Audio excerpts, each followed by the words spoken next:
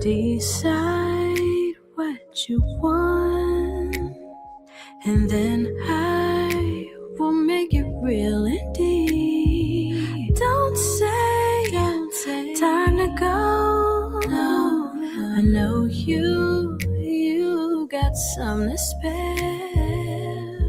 We've been fighting feeling when it's obvious that we both care. So take me to the moon. I wanna be with the stars. Send me into orbit. Oh, send me into orbit.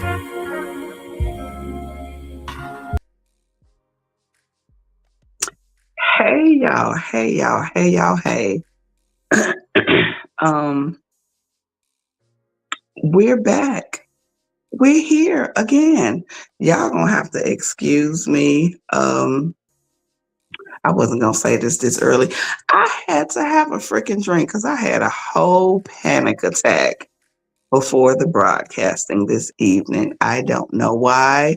I believe it's due to the nature of the topic and how it relates to me. And I was freaking,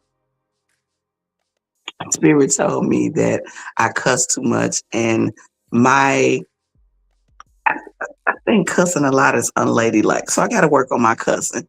So I was freaking out. What I want to say is I was freaking the out. Maybe I'll start on not cussing so much next week because I've had a cocktail. But thank you for joining the Sensual, Eccentric podcast, and you are watching on the Intellectual Soapbox. Yay! Where we do message and not mess.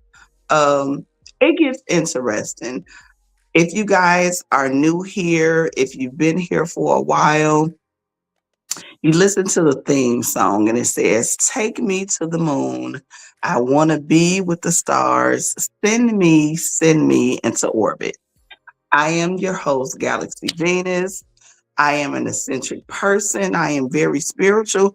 But here on the Sensual Eccentric podcast, we take a quick, deep trip to the moon and the stars, but we don't go in a rocket ship. Like, y'all gotta watch, like, subscribe, tune in every week. I always say, stay on the bus. We going for a ride. I don't know how we go from a bus ride to going to the moon, but I be taking y'all there. So, with no other further ado, I believe this is episode 18. We have another wonderful topic. This evening's topic is overcoming obstacles. I want to welcome my wonderful, wonderful co-host. This is her second week, y'all. I told y'all she was going to be a regular. The Grease lady, Miss Light and Lovely, for older people, relaxers, dark and lovely. No, she's not dark. She's light. Miss Light and Lovely Sharice Tate. What's up? Hello. We gonna get into it. How you feeling this evening, Sugars? I'm here. Whew. I heard that, and I'm wondering if she had to overcome an obstacle to be here. Because, as I said a few minutes ago, I had to overcome the obstacle of a doggone anxiety attack.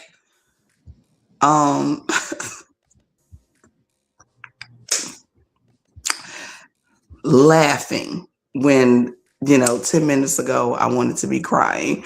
So let me ask you, Miss Light and Lovely. That's going to be your nickname here, Light and Lovely. I'm going to call you the Grease Lady and light and lovely. And I I call like her the that. grease lady because she makes, do I want to say makes homemade hair grease, hair growth grease and oil that stimulates, grows, and heals the scalp and hair. Holler about that if y'all need some of that. But when you hear overcoming obstacles, what is the first thing that come to your mind?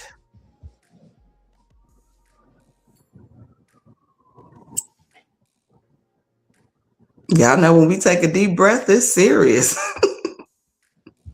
I overcome an obstacle every day. And Mm, it's, I want to say it's the same one. I'm going to tell you, I deal with being in a lot of pain and I just don't want to move. And the obstacle I overcome every day is regardless to what pain I'm in, I still have to get up and move all day, every day, all day, every day. Get up, move, overcame it because I didn't want to move. Go to bed, wake up the next day again. I'm up and I'm moving. It's a struggle, but I still do it. how does it make you feel when you have overcame an obstacle? In my head, I feel like Superwoman. Nope, I go back. Let me change it because Wonder Woman was my favorite show to be watching. I feel like Wonder Woman. Like, yes, I feel like Wonder Woman. When I chose this topic, I was wondering if the physical aspect of overcoming obstacles were going to come up because most of my obstacles have been mental, emotional, and psychological.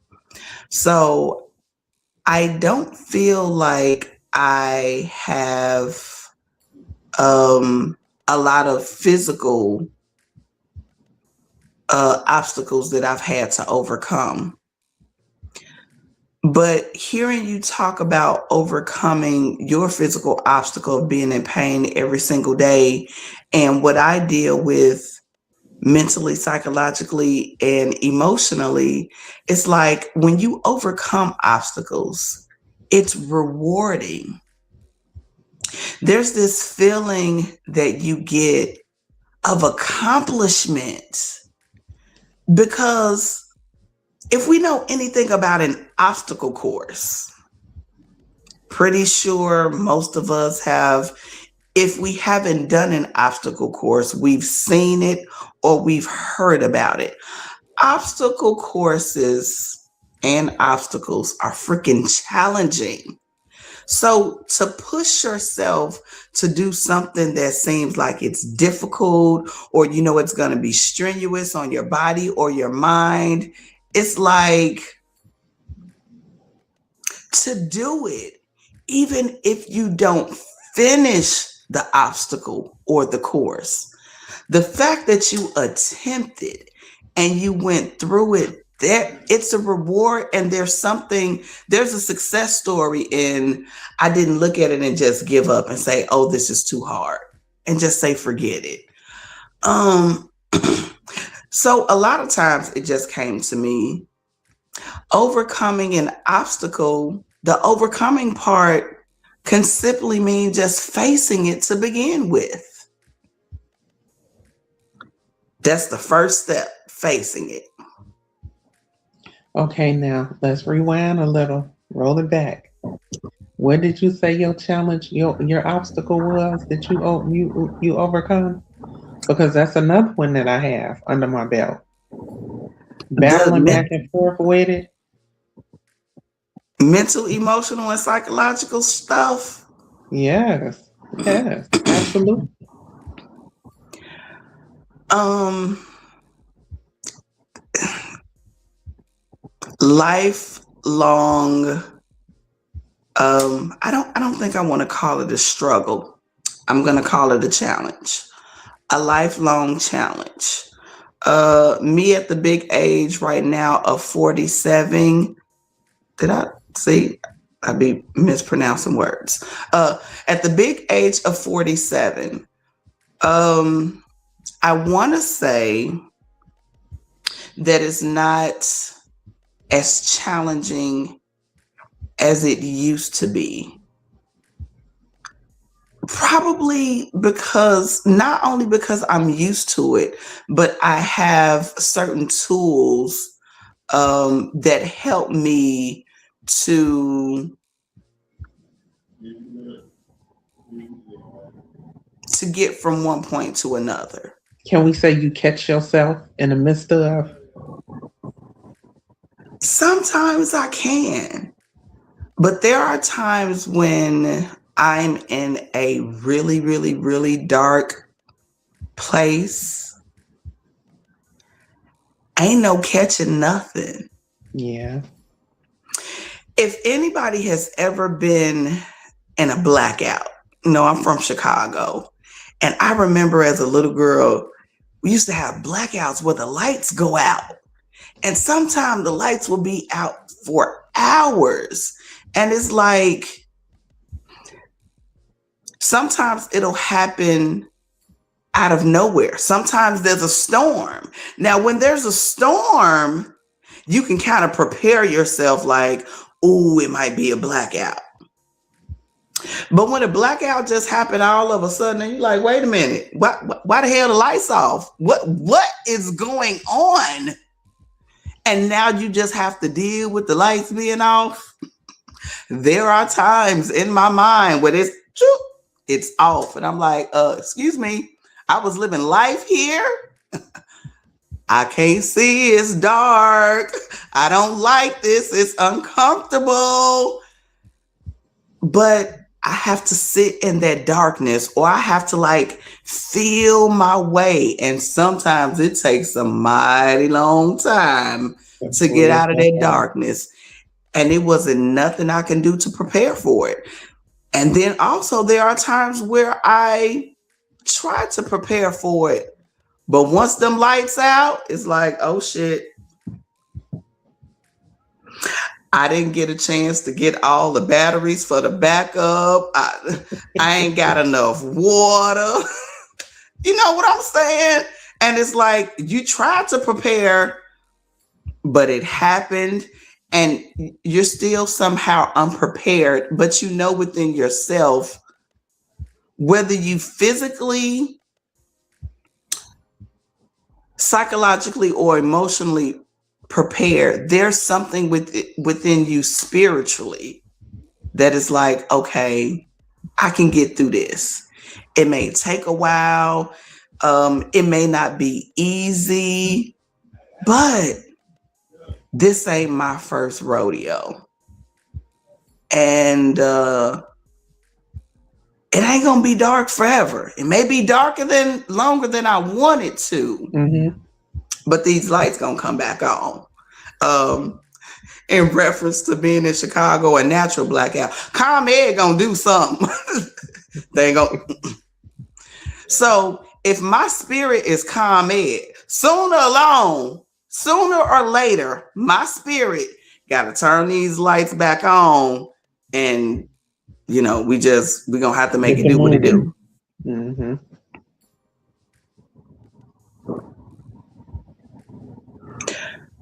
I am in a. I mentioned earlier, right before the broadcasting, I went into anxiety attack mode because of how this topic relates to what I'm going through right now. Now, those of you that come and visit me every single week, Y'all probably have seen me struggle. I know I mentioned quite a few weeks ago. I don't know if y'all was able to tell the difference in between when I first started right now and when I was like in that dark place before I started sharing how badly I was struggling.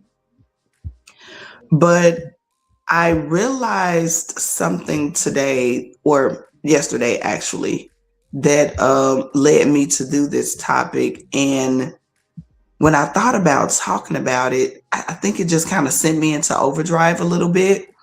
But an obstacle that I am facing right now that I know I need to overcome is basing my happiness. And I don't do it on purpose. It's just one of those things.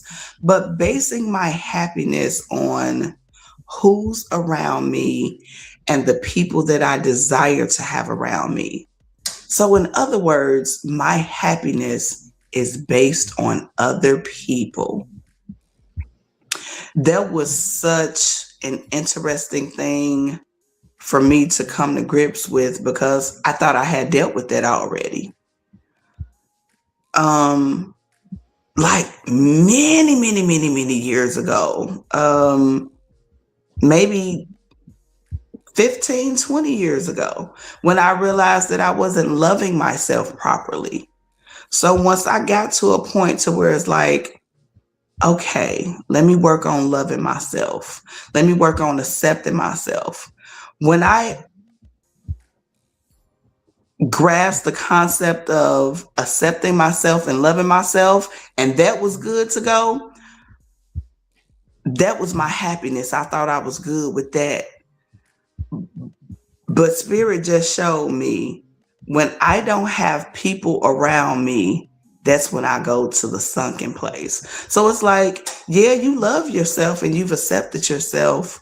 But when you don't have people around you, you just you lose all, well, maybe not all essence or purpose of life, but I just like being around people. I don't mind being by myself. You know, I need my alone time, but as a loving person, I just like having people around. That's how So, you're fed. absolutely. But the thing is, if no one is around, and that happens for an extended period of time, what do I have within myself that sustains me to where I don't feel empty? And I'm like, oh my gosh, how the hell am I going to overcome this? I don't have the answer now. um but at least I recognize that that is kind of like my number one priority in life right now. I think I'm a little upset about it too. I, I'm just like, for real. Yeah, it's a little agitating.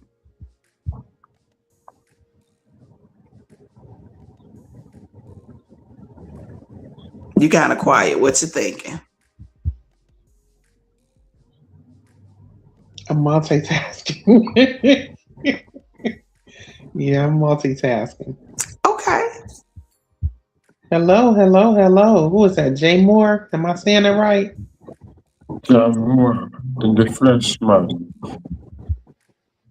How are you, darling? Welcome to the Sensual Eccentric podcast.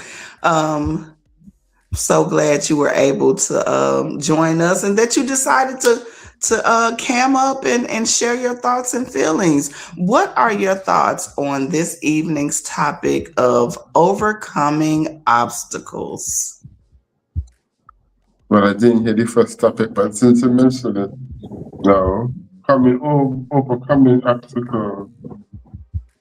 Uh, it is a good thing to overcome obstacles.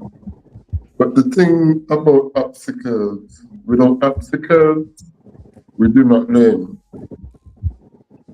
And if you do not learn, the same thing going to reverse itself all over and over and over until until you get it. But when you overcome it, you just feel like, you get this fresh feeling, like you're on top of the mountain. That's how you feel, yeah. I when you said that, it made me think about something. I haven't seen you in a while, so I'm so happy that you were able to join us this evening. But what I pictured in my mind was like when you're playing a video game, like the more you do something, the easier it becomes for you. You know where to duck and dodge. You know where to what they call it. You know when to swerve, you know when to dip, you know when to go left, you know when to go right, you know when to punch, you know when to slide, because you've done this so many times. And when you were speaking, right before I had that thought, I said to myself, can somebody become a pro at doing obstacle courses? Like you run a race so many times that it's like, I got this. Like somebody that runs like the 100-yard dash, or you do the hurdles. You're prepared for those hurdles, so you know when to jump and how you got to leap, or if your foot gets caught on the hurdle, what you need to do the next time for your foot not to get caught. So that expression was like really, really significant for me, because there are times to where we really do have to pay attention to the challenges that we're facing and what's in front of us. Yeah. I appreciate your perspective and your insight all the time. You always making me think. I like that. Well, that's what I'm here for. I have to tell you why you're here, or while you're here. There was another episode, and it was probably like way in the beginning. We were talking about love, if I'm not mistaken. And you made a comment and you said, I don't want to misquote you, but I think you said something like, oh shoot, let me remember, try to get my bearings about myself. What, love don't have a backbone? I think you said love makes you weak. Does that sound familiar? No, love don't make you weak, but love, I would say love has no backbone. That's exactly what you said. Yep, that was it. And when you said that, I thought it was so interesting, like, and I understood it, but certain things you don't understand until it hits you, and maybe you have a personal experience with it. And so I have to tell you, while you're present right now, that I understand that on a personal level now, that I came to the fact that the way that I love and being in love, it kind of makes me spineless. I'm just so mushy and ooey gooey, to a sense of, to where it's like almost like I overextend myself. Yeah, when it comes to love, right? When you first meet somebody, all your emotions bottle up. You feel like you're floating in the air, your heart, you're getting butterflies in your stomach. But you're not actually listening to what the person is telling you, how they express their thoughts, ideas, how they deal with certain things, or talk about the family.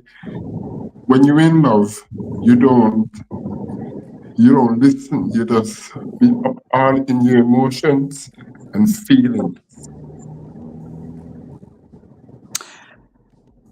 I didn't realize that until I came to the realization that brought me to tonight's topic, overcoming obstacles. The obstacle I need to overcome is not giving too much of myself when I love, especially when it comes to romantic love and being in love. It's something about it that just like, I want to be careful not to say that I become a fool for the person that I'm in love with, but sometimes people can do a little bit too much or allow someone else to do a little bit too much to where it's like, where is my boundary? What the line in the sand, there needs to be a line drawn, and you need to not allow that person to cross over that line without consequences. If I'm not mistaken, a couple of weeks ago, I talked about, what does love have to do with it?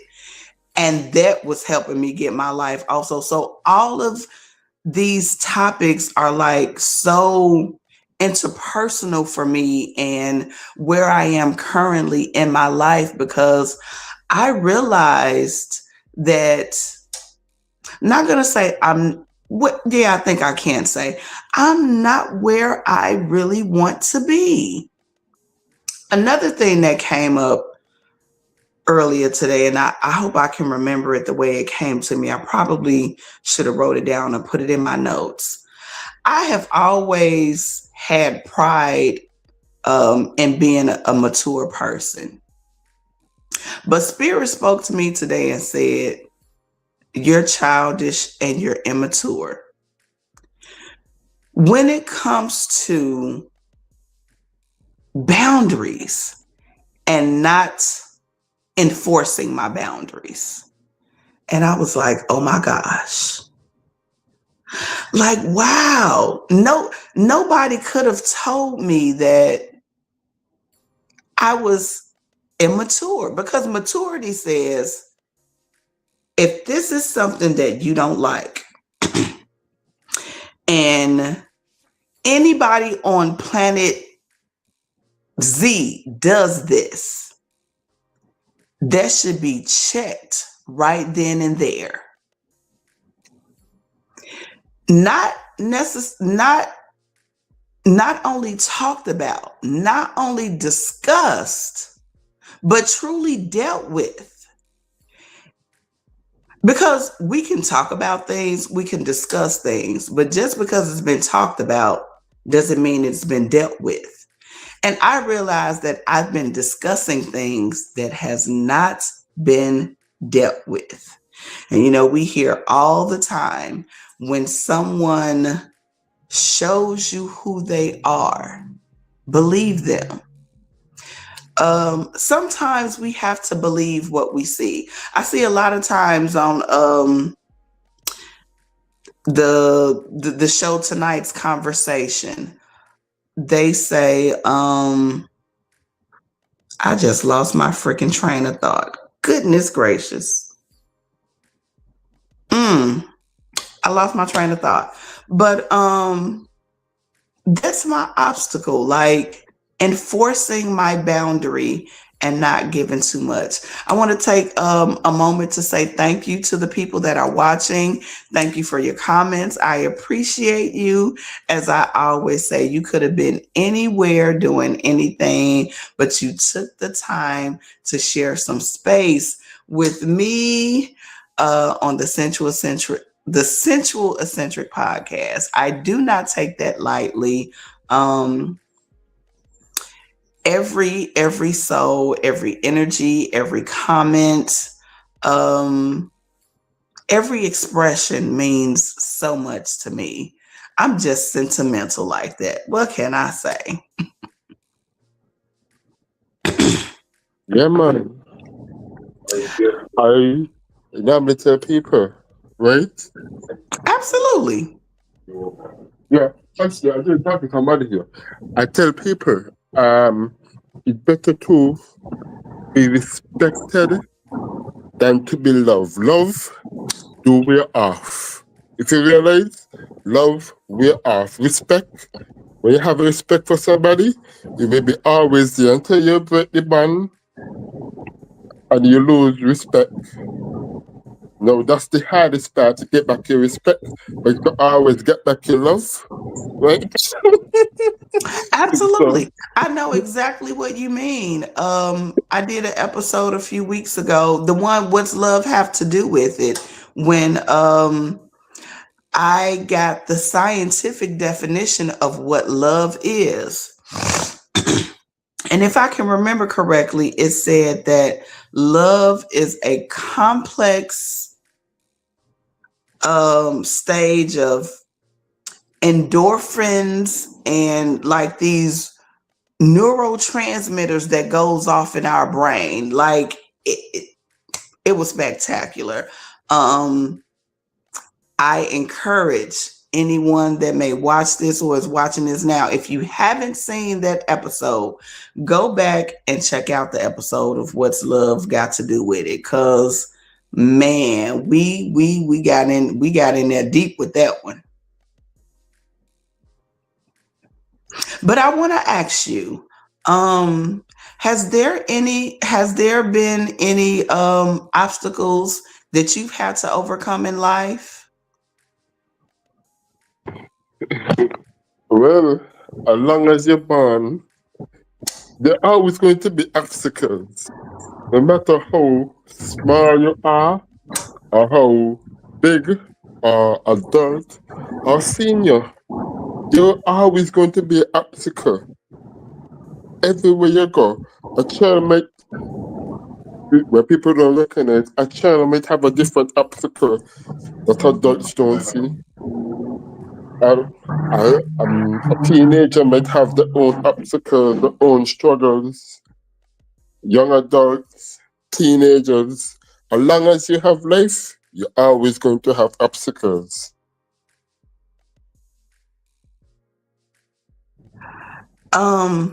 I thought about as you were speaking, like that I love having people come up and share their expressions and their experiences because there are a lot of things that go through my mind. They'll come and then they'll leave.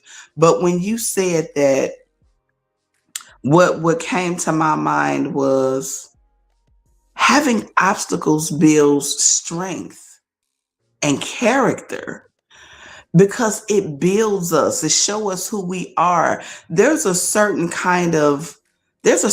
mental fortitude that has to be used in order to overcome an obstacle, whether it's physical, mental, emotional, or psychological. You really gotta be one with yourself to know that you can overcome it.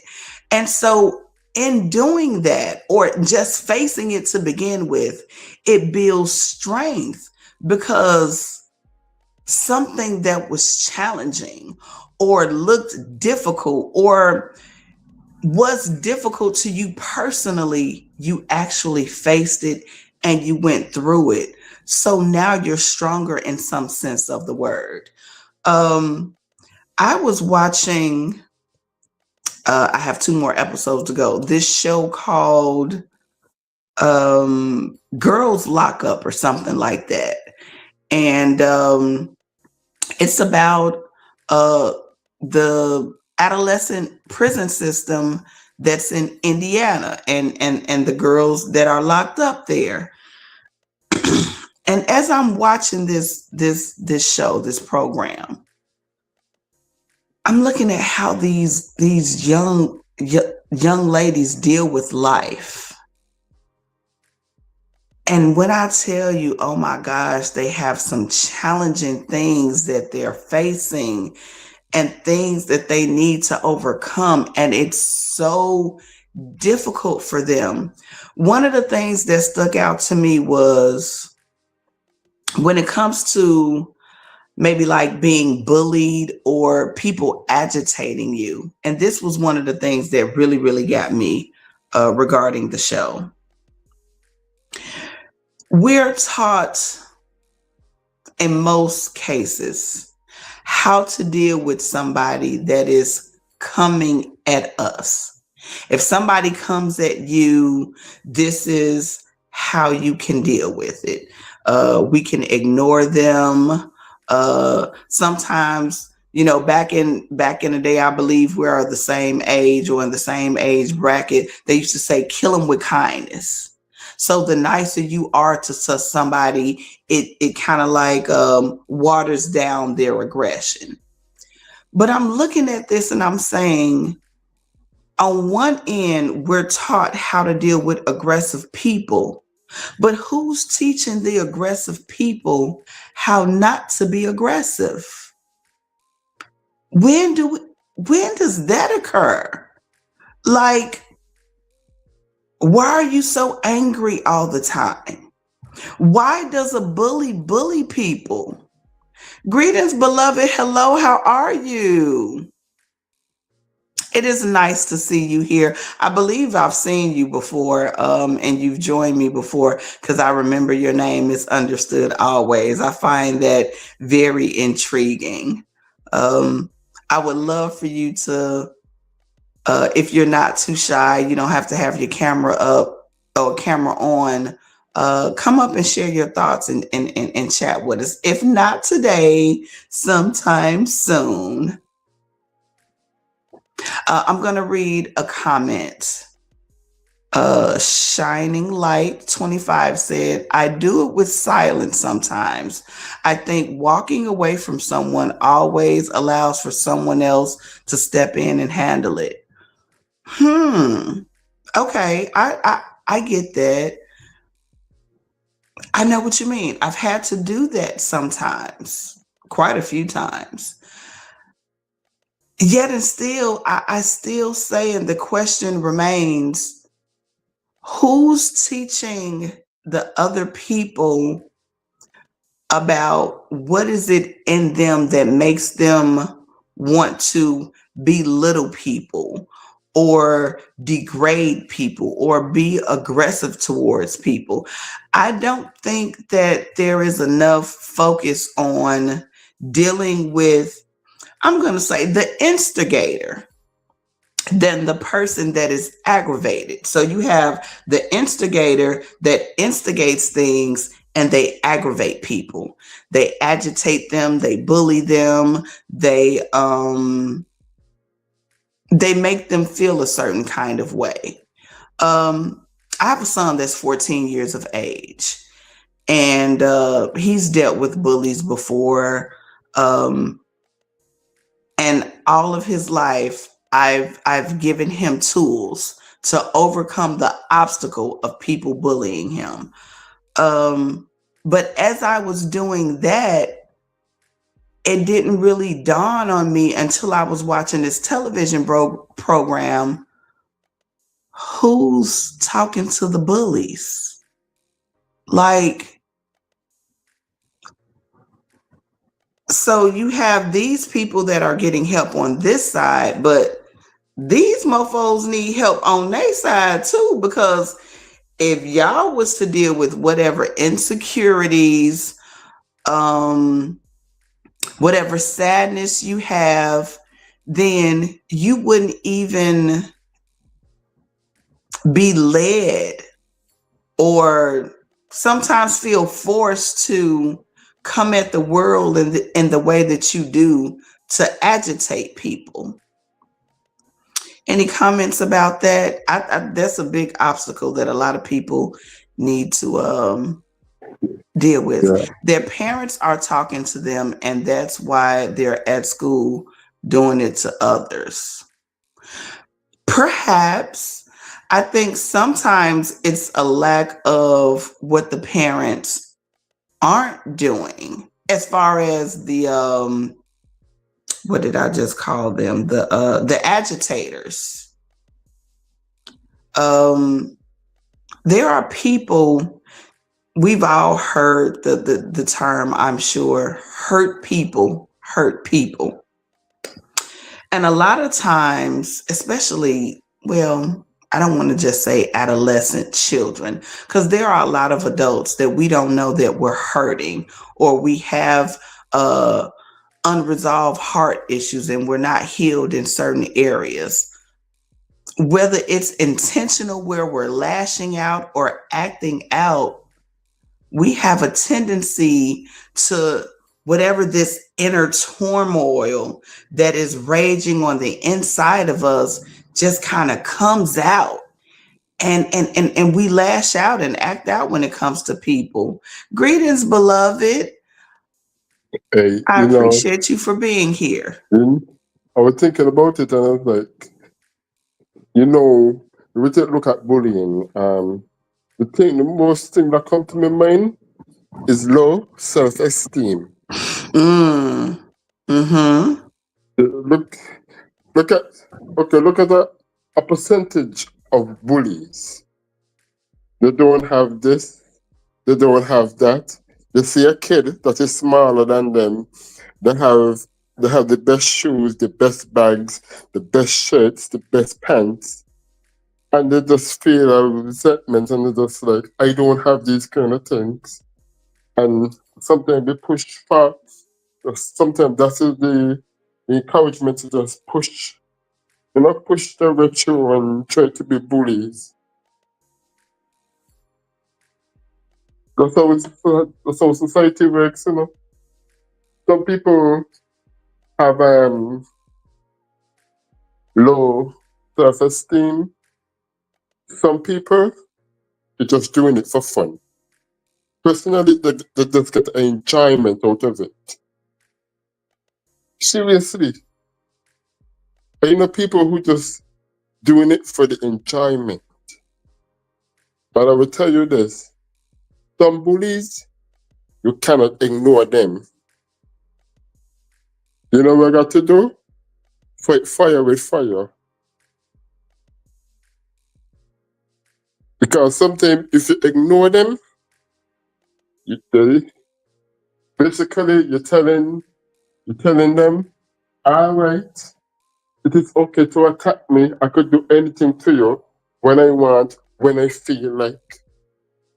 Sometimes you have to fight fire with fire. Sometimes you have to, grab a baseball bat, threaten them. Things like that. Sometimes I think you would have to use wisdom, because we don't have to be a victim just because we don't retaliate. A lot of times, when someone is lashing out or acting out, it's because people think we're an easy target. So if you ignore it, people don't want to argue or fight by themselves. It would be really, really difficult to be raising your voice, yelling, acting a darn fool, being completely overly aggressive with someone that is just sitting there and they're looking at you. At some point, you're going to feel stupid. The thing is, people, they want to provoke a reaction.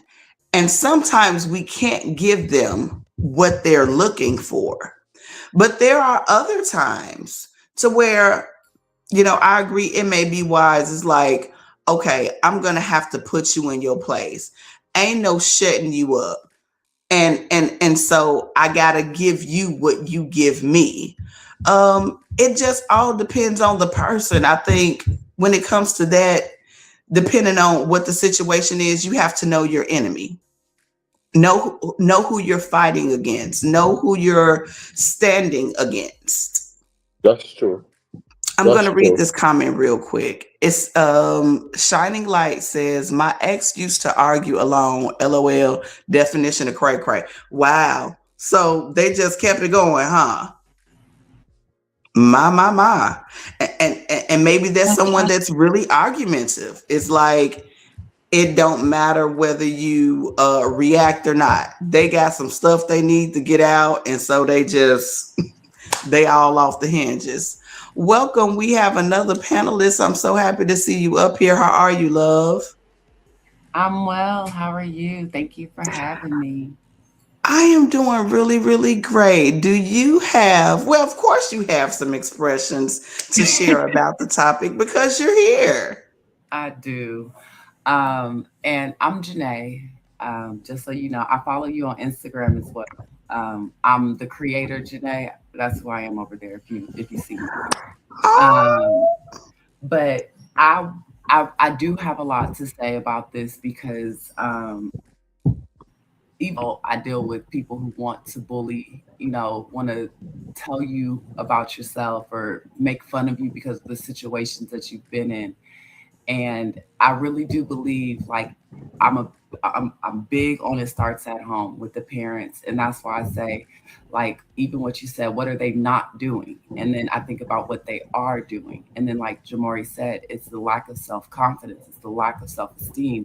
And that starts at home with the parents. So when you have parents steadily telling their children you're just like your daddy, you're just like your mama, and it's like what happens is that they get to school and they're like, you know what, I'm gonna get, and it's like Medea said, I'm gonna get you before you get me, right? And mm, so they figure that they will pump fear in somebody.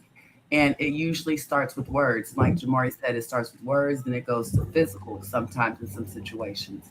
And so I think it's very important for the parents to be instilling the confidence in their children. And then not just the confidence, but also the community building. I'm not going to let my child bully your child. You get what I'm saying? I don't care what may happen or what may transpire. Um, and like I said, I'm just big on you can say whatever you want, just don't touch me. I'm gonna walk away. If you decide to follow me, that's on you. But by the time that child gets home, now we gotta deal with parents, right? And I think it really comes down to the parents and the home lifestyles and people not having and having and that's why I don't mind the whole uniform aspect in schools because now you don't have that as a division amongst the children because that shows the economic class, difference as well. And also it just also shows like the parental, focus as well. Because, some parents they won't buy their kids, a pair of Jordans. But, my parents never bought me Jordans, but I had a bookstore basically in my room. And so it's basically, what we are instilling in our children. And my son, he got in his first fight 3 weeks ago. He's in the 6th grade. And when I tell you the boy was talking about me, his mama, his deceased brothers, and my son did not put his hands on that boy until the boy put his hands on my son. And so I just really believe that it's what we instill in our children and what we actually show them. When you tell your kids not to talk about people, not to bully, but you sitting off in your room, your kids hear you cackling and cockeying and listening to this stuff. It's what they seeing on TV. It's everything. Technology has kind of taken us down a road where TVs are raising our children. They're learning it from the TV or they're learning it from their parents. It's one of the two. I digress. thank you for sharing your thoughts, darling. I appreciate you so much.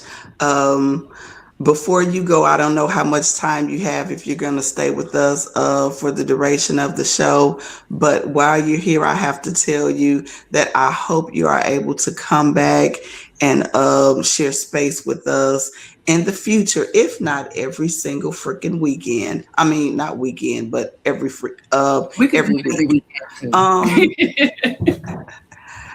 in relation to what you just said, in addition to it, it definitely ties into um, this evening's topic of overcoming obstacles. If we have people that are planting negativity in us, or even if it's not being planted, sometimes we plant negativity in ourselves, the way that we think. Um, you know, my dad is not around. I feel like he doesn't love me, so I'm going to act out. Or, my mom is an addict or is addicted to some substance, and so now I'm angry, and so I'm going to make her pay. When it comes to children specifically, and I think adults do this, we can do this in romantic relationships. It's like when you feel like you want to make somebody pay for something that you're feeling, the obstacle, in my opinion, to overcome is how you gonna make them pay by damaging and hurting yourself. So now you're gonna go outside of your character, your integrity to make somebody else feel something.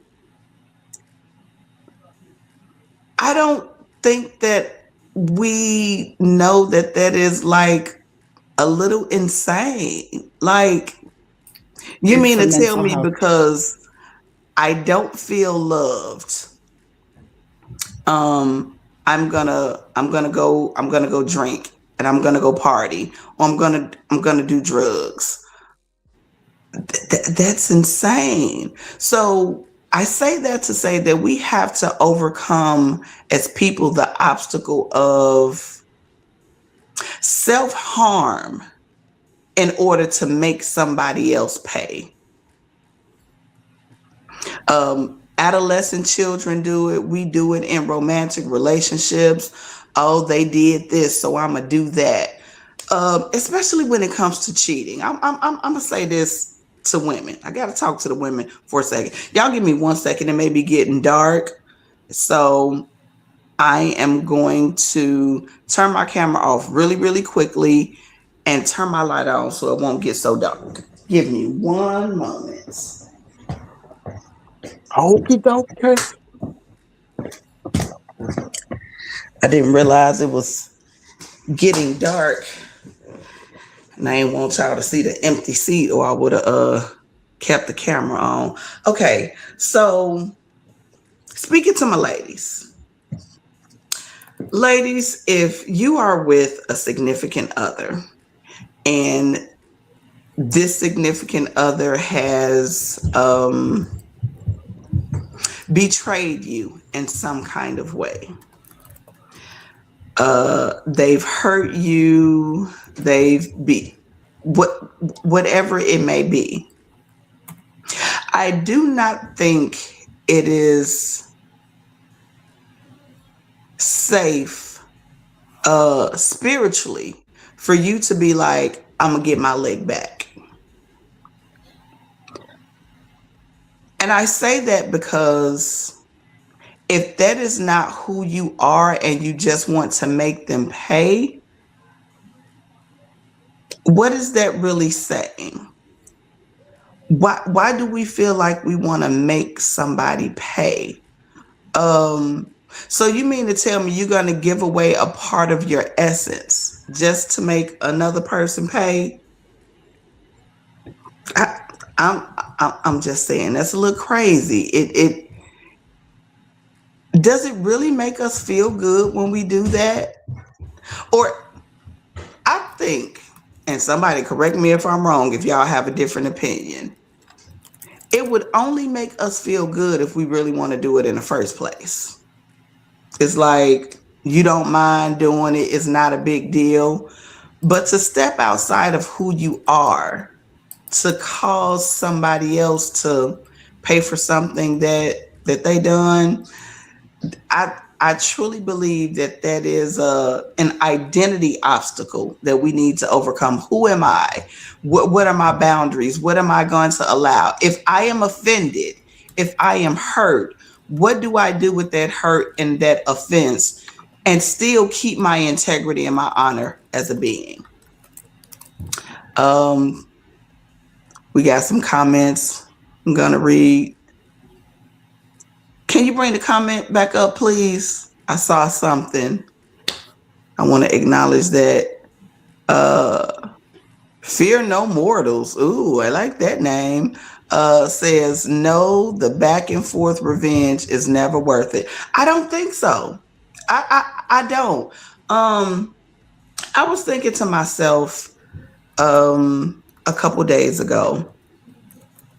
And, my spirit has just really been dealing with me about me and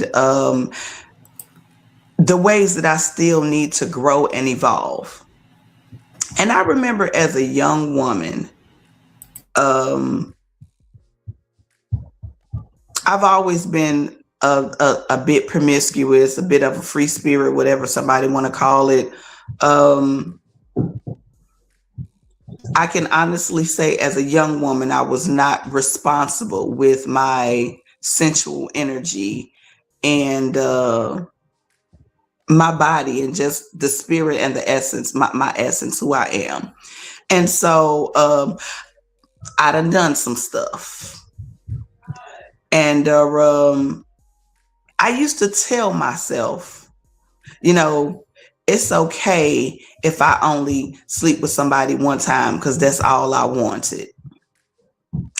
But I was lying to myself because no, in actuality, I didn't want to just sleep with somebody one time and that was it. As a woman, we can trick ourselves into thinking, and this is just my opinion, trick ourselves into thinking, okay, that's all I want. So if he talks about me, if he spreads this rumor, if it gets out, then it's okay because I didn't want anything more anyway.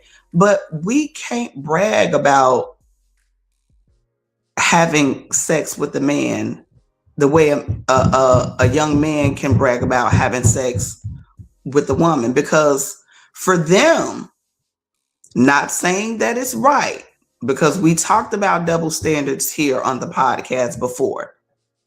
It's a double standard thing. To young men, even though it's not right, it's a rite of passage for them. They get dapped up, they get congratulated for sleeping with a lot of girls. But us, we get looked at and talked about, and it's not cool for us. And so I thought to myself, that is a thing that women need to I don't want to say what women need to. I think it would be good for women to acknowledge being honest with ourselves about the decisions that we make, why we make them, and how it affects our lives. I don't know if I just got off topic. I feel like I'm floating out in space somewhere. You're not. This just goes back to what we were saying about how we are raised, how we're raised, and how we're raising our children. And this goes back to what our girls are seeing as well when our daughters are seeing us, or other girls just in general. Like, this goes back to just, whatever they're watching, whatever they're seeing, when they're seeing it as an accepted lifestyle to move around like that. Um, they think it's okay. They see other women doing it. They're not seeing them reap any, repercussions, or they are, and they're like, and that's why we have the young girls now. They're like, oh, I'll just, tie my tubes, like, and do it, and that's what it's kind of come to, because it just goes back again to how we're raising our children, who we're having our children around, and what their role model is. And as women, it's the same thing with us. This is the same thing. You ain't on no tangent. We are all with you. And in relation to the topic, that is one of the things that I had to overcome as a person, to have more dignity, to have more self-worth. It doesn't matter how free of a spirit I am. When it comes to emotional maturity, spiritual maturity, it may be all fun and games to just, fuck around or whatever. But is that what I truly, truly want out of life? For me personally, because I still am a free spirited person. At the same time, um I can the noise upstairs and outside is distracting me. Um I One of the obstacles I had to overcome was I can still be a free spirit and have principles. I don't have to be so loosey goosey, so wild, and just blame it on, I'm a free spirit.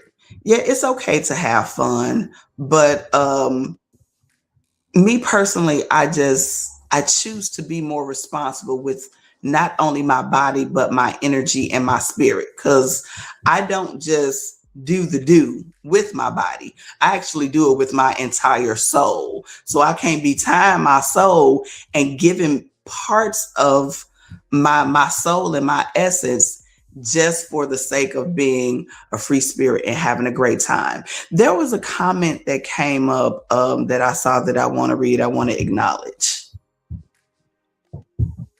Thank you. We live and learn. I think it's a growing process, like you said. It is a double standard and always will be. True that. We have to all love ourselves enough to change behavior and heal. Absolutely. Overcoming whatever obstacle that we face that may keep us from growing and evolving and being a better person. Not to say that operating in that fashion makes you a bad person, but whatever you have a conviction about, then that's an obstacle to overcome.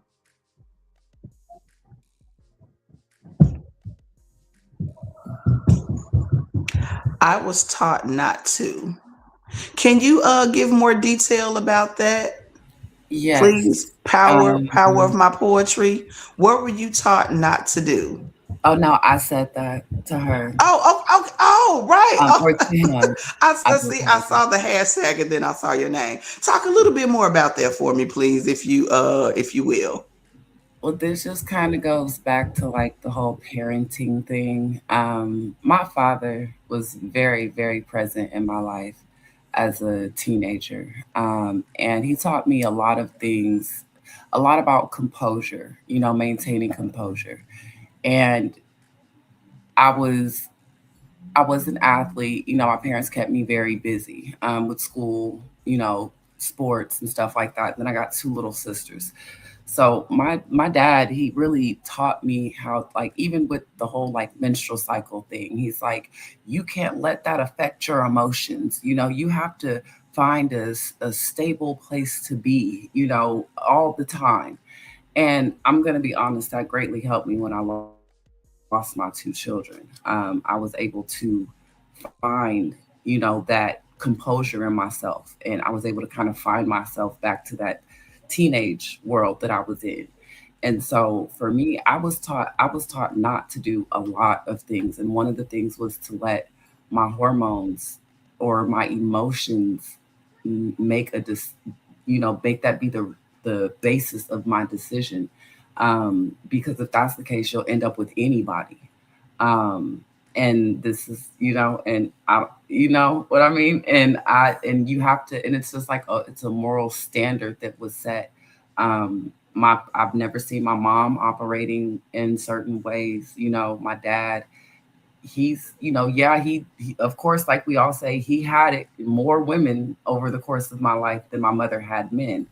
But this is where, and like I said, men get to a certain point in their life and they realize what they did too, how they were tore someone down because of that's just how they were using them, and that's just what they were doing. So we all do come to a point in life, whether it's at our unalived bed when we're coming to an end and we're seeing the light, or you've already, that's why my name shining light in the comments. And so you're either seeing the light when you're almost there, or you're seeing the light when you had an experience that changed you. you know for me, I'm gonna tell y'all a little secret. Everybody, like, in certain spaces, they're like, oh my god, why do you tell people that? One of the main reasons why I was happy that I didn't think with my hormones was because even with the two boyfriends that I had throughout my high school, my college years, I contracted herpes. And that made me even more pickier. And then what happened when I got a little older, and like you said, with the ties that we have when we have intercourse with people, I lost my two children by a man. And guess what? I had to then deal with that as well because I dealt with someone and what my ideal boyfriend was. You know how you like, oh, tall, dark skin, this and that. I realized that that might be a place of danger for me after what I've been through. So I think it's just really about us being more observant and being more aware of our bodies. When we're taught to be aware of our bodies and of the things that we're going to go through and how to deal with them, nobody's teaching our children how to deal with their hormones. And then what they're seeing people do to deal with them is they're doing the revenge, you know, and the back and forth and the your friend and my friend. And it's just, and everybody's making it okay. I mean, we're watching the movies now and the movies are showing it and it's making it okay. So it's not a girl thing. I don't think it's a woman thing. I think it's just a, like poetry said, it's a human thing. It's a people thing. And we just have to learn how to cope with it. And everyone has different coping mechanisms. And some people's coping mechanisms look crazy. Yes. And I say that even from, you know, I have friends, they are autistic, they STEM. That's their way of coping, you know. And to others it looks odd, but that's what works for them. It's and I get what you're saying. It's not hurting them though. It's making them better. So we have to figure out a way to teach our kids how to cope and maintain and understand how to deal with what their body wants and, you know, learn how to say no. You know, that is so significant because me, I'm a very sentimental, um, used to be sensitive. I'm not nearly as sensitive as I used to be. I think I'm more sentimental than sensitive. And that came with a lot of maturity.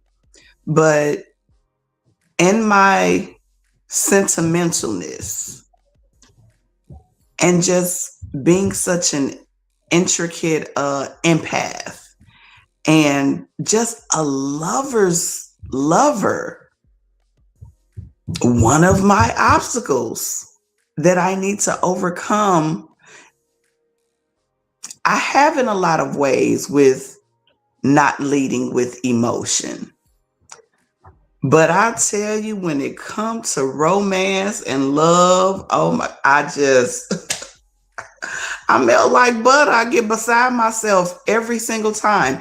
Another thing, another obstacle. Look, y'all already know I'm transparent. I tell all my business here on the Sensual Eccentric podcast. Okay. Y'all gonna get to know me if you already don't. Y'all gonna get to see me grow. Look, it's the Sensual Eccentric podcast. What can I say? But I'm easily attached. Something else that I thought I had dealt with and overcome, and it just like hit me in the chest, like, hey, excuse me, tapping me all on my shoulder. No, you still need to deal with that, boo-boo. If you did some kind of way, you done fell off and you done relapsed, then you need to start the 12-step program back all over again. Cause yeah. And I'm like, doggone it. Okay, let the work begin.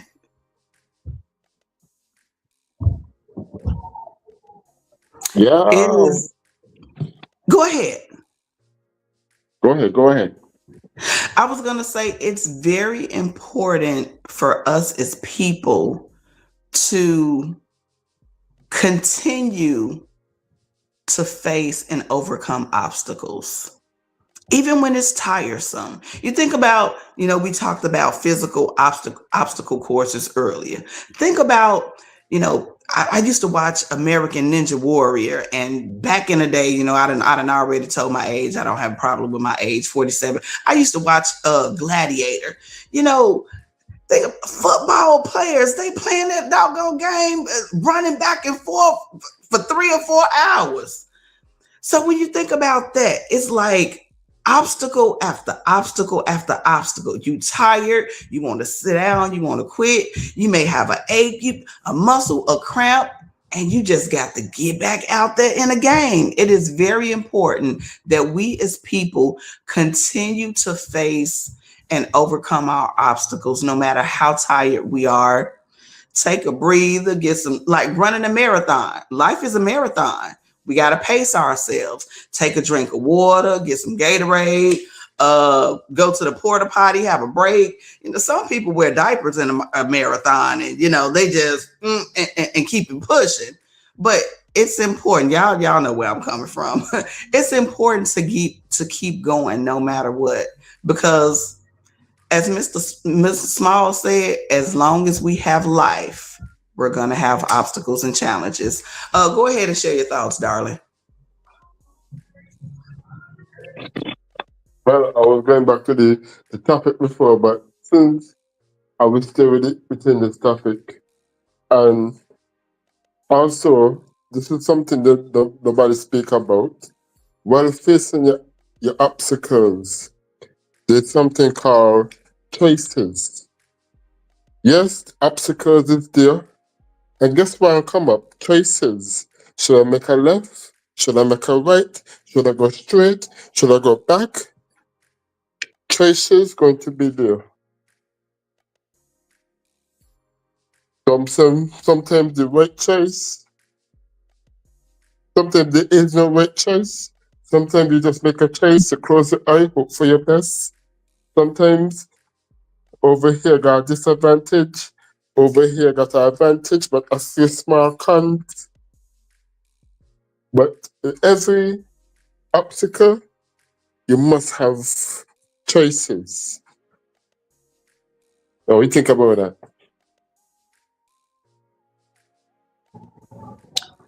Very important factor. I think that's one of the main things that makes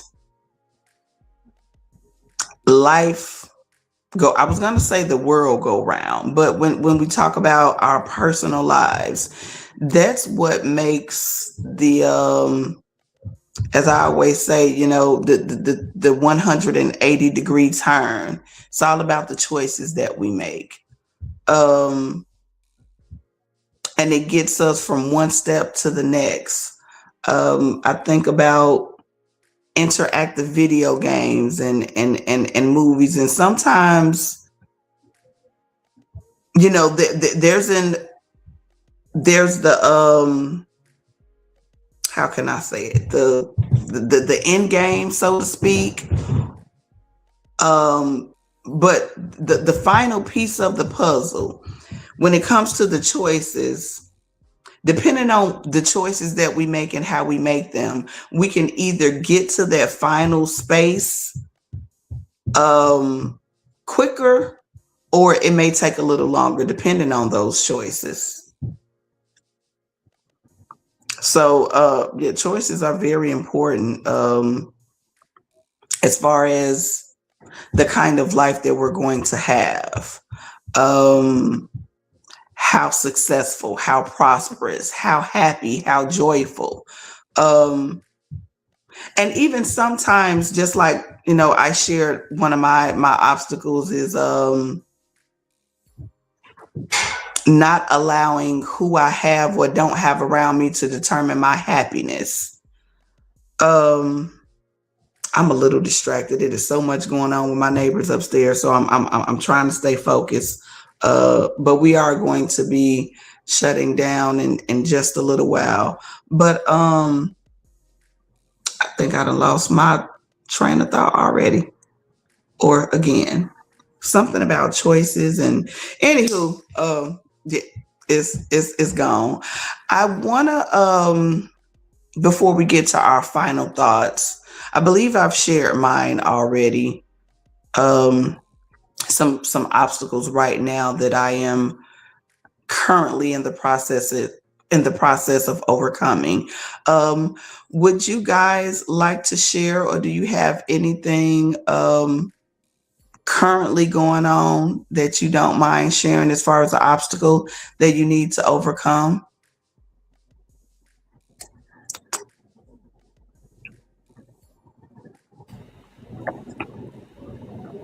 I need to overcome being passive aggressive. Um, the problem is that I don't feel that I'm passive aggressive. I think people just think that I'm playing, and I'm not. And I really just think that that's what it is. So I'm trying to figure out how to maybe better. And what I will say is that it takes for me to curse and swear in order for someone to know that I'm not playing. And I'm trying to get away from that, you know? Like, Mm. to have to always curse at someone for them to understand and to get it. And this kind of goes back to what you were saying, like about like spouses and going back and forth with people. And this is why I just get to the point where I just figure that me walking away and just being quiet is like the silence is deadly. And I think that when people get that from me, it's when they get it, when they get the one word statements, the okays, yeah, all right, that's when they kind of understand, like, oh, this is over with. And so I just, I guess to just not, I don't want to have to curse to be, you know, taken I seriously. I understand that when I heard you say that, especially, your first statement was overcome being passive aggressive. And then you said you don't think you're passive aggressive. You just, and I'm going to paraphrase this, feel misunderstood because people think you be playing and you don't. That reminded me of, I can relate to that. I know for me personally, there was a time in my life where I just goes back to boundaries. I had to let my yes be my yes, my no be my no. I had to really, really activate my throat chakra and be able to express myself without being angry. Cause I too is like, I couldn't tell you how I felt unless I was upset because I just let stuff go. I didn't know how to take up for myself. And that was because I was so misunderstood. I'm still right now misunderstood by a lot of people a lot of time. I've come to accept it. Sometimes it gets on my nerve, but it's like I I have to be me now and I'm okay with being me. So if you think it's harsh and if you think it's mean, that's your thing because anything that I say, I'm gonna say in love. Unless you really done piss me off and you asking for it. But I could totally relate to, sometimes I tell people all the time, I like to cut up and get ignorant every now and then. I like to act a fool because that's the only thing that some people understand. So it's like with me and my different personality traits, I don't mind going there. Um, but it takes wisdom to know when to take it all the way up there or when to just not do anything at all or when to just simply say what you got to say and then leave it alone. Hey sugars, but I appreciate you so much Hey, for sharing um an obstacle that you need to overcome. We're going to hear from Miss Chocolate really quickly. How are you, Bookie? I am good. I'm here to support you. So continue on. I can wait my Are turn. we getting ready to end, boo? I listen. I tried to get here. I listen. I apologize. I saw You're y'all here. and I tried to You're get here in. now, and it's so wonderful to see your lovely face. Oh, you too. You too. Always beautiful queen. Listen, I'm just saying. Okay, so we talking about hello the ready the. Oh, I apologize. Winning LLC. Hello, Mr. Smalls. Hello. How are Hey, you? chocolate, how you doing? I'm Hello. doing, baby. I'm doing. I've been so crazy busy. But anyway, okay, back to you. What we talking about? Tonight's topic is overcoming obstacles. So we have shared about an obstacle that we've already overcome, and something currently that we need to overcome. And then we're going to do the final thoughts. Okay. Well, I'll keep it brief. I was diagnosed with ADHD at the age of 40 something years old. I Go thought, figure, right? right. Now, I think I'm kind of smart. I understand. I can read. But I did struggle through school. I struggled in college. And what came out to be was that my mother knew that I had dyslexia and did not tell me. And I Mm, think I had to basically spend about 7 years re-educating myself, mm, going back and now understanding how my brain works and why it works this way.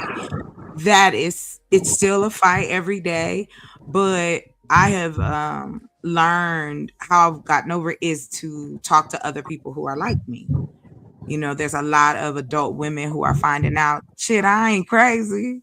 Well, wait, I am. But all I'm gonna say is I have, and I've turned that into a superpower for me. And ever since I made it that in my mind, I'm working it through. I'm good to go now. I feel like, I can take over the world slowly, but I can just the same.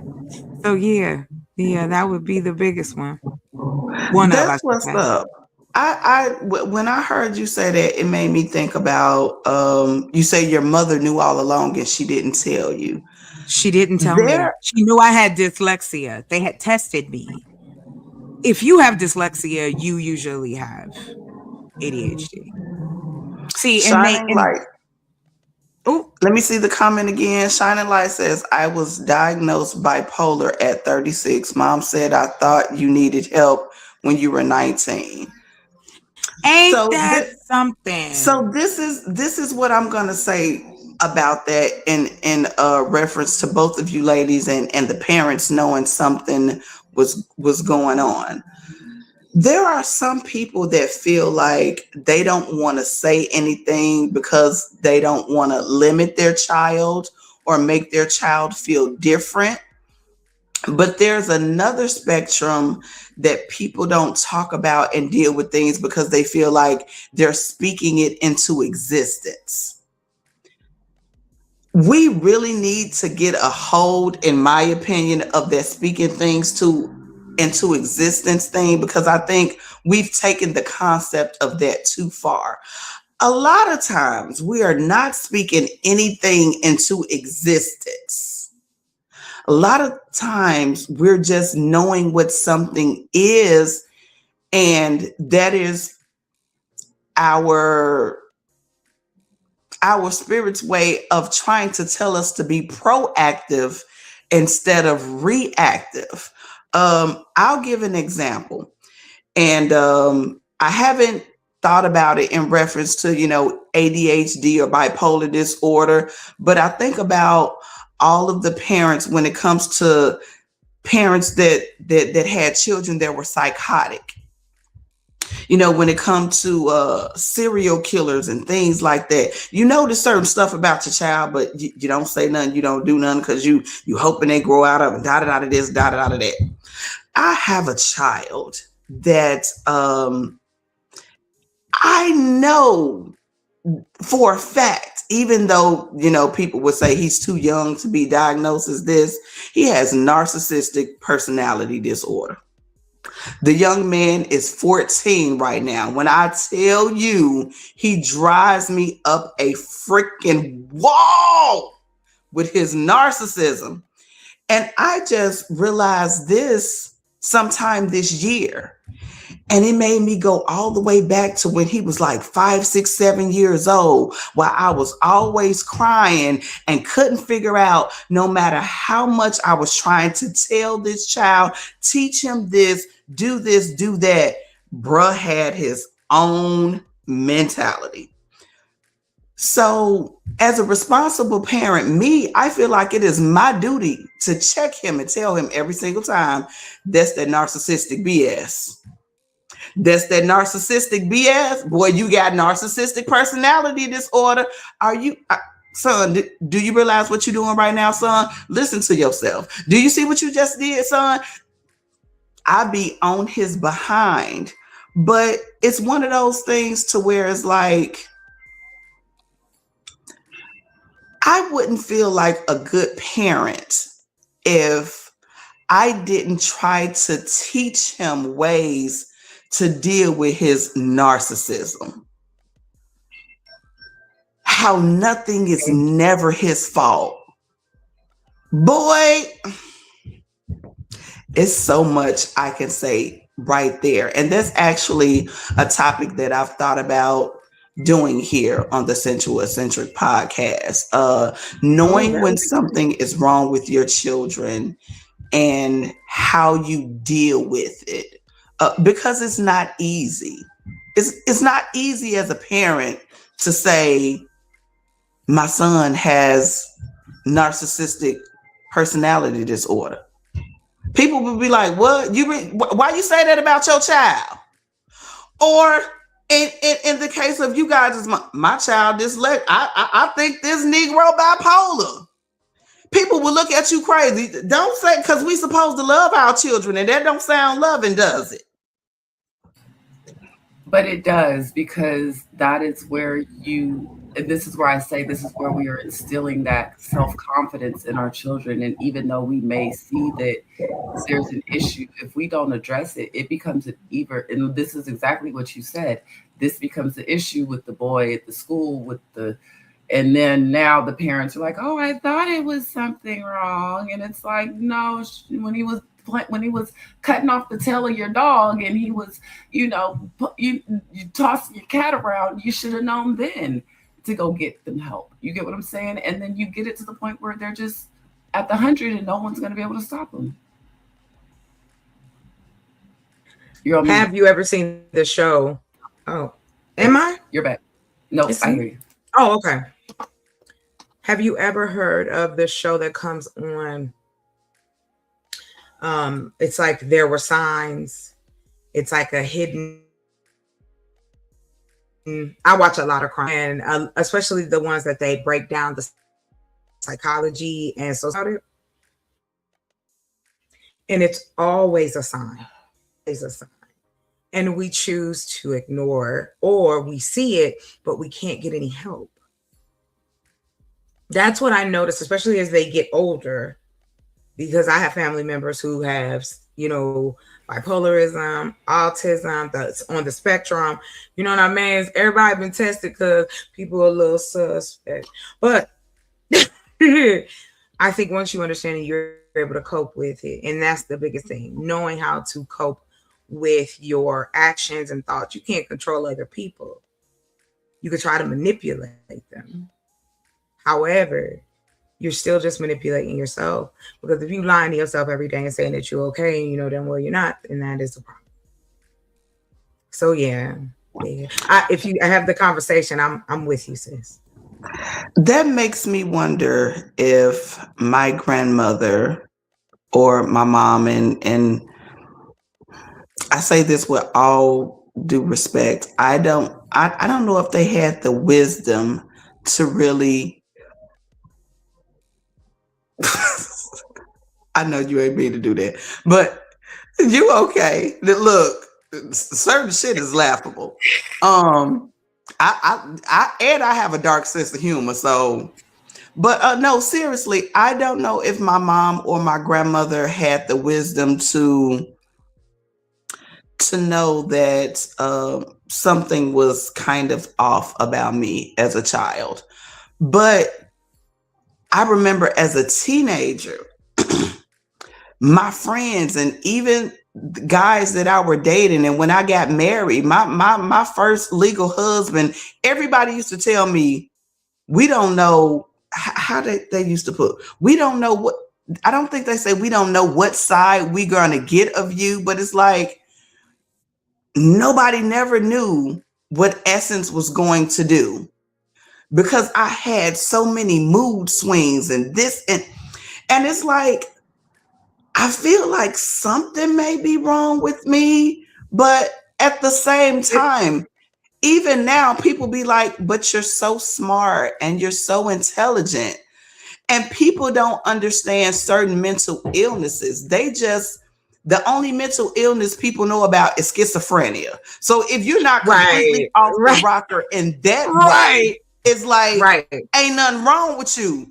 Get If your you're shit not running together. And it's around like, talking about Prince had a bad booty, if you ain't doing, they're not trying to. I know, especially amongst the Black community, And and that's why I they won't wanted give to me a check. say that my mother, get this. Now, my mother taught for 25 years, specializing in special needs kids, and she refused to see that her own children needed the assistance. I think about how my schooling could have been, how my life would have been so different. Because when you grow up with that and you don't know you have it, and you thinking different, and somebody always telling you think too much, you're doing too much, that's a part of hyperactivity. If you're a little girl that I ran. Do you not think, like, if you had a child, let me just ask y'all real quick, and I'm gonna be quiet. If you had a daughter, and no matter where she was, she ran everywhere, running upstairs, running downstairs. You tell the dog to take trash, she run and take trash, come back. Never is there a walk. Don't you think there might be a little something going on? Besides, she there's might a be a lot track of star. energy that they're trying to Yes, let off. And who knows that your body has to run because your brain going exactly. through. Oh, we have to have this conversation. I know you said you about to wrap it up, and I'm down. You just tell me the time and date, or you gonna do it next week, or however, I'll be here on time.